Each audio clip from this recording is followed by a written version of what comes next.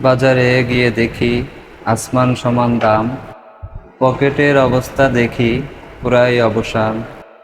Tomato দেখি লাল, মুখে যেন হাসে তামাশায়। আলু পেঁয়াজ একসাথে করেছে বড় ভাষা। বেগুন বলে, আমারে নে না, আমি আজকে স্টার। ঢেঁড়স বলে, আমার দামটা একেবারে ভার। ফার্মের মুরগিটা হেসে বলে, আজকে আমি রাজা।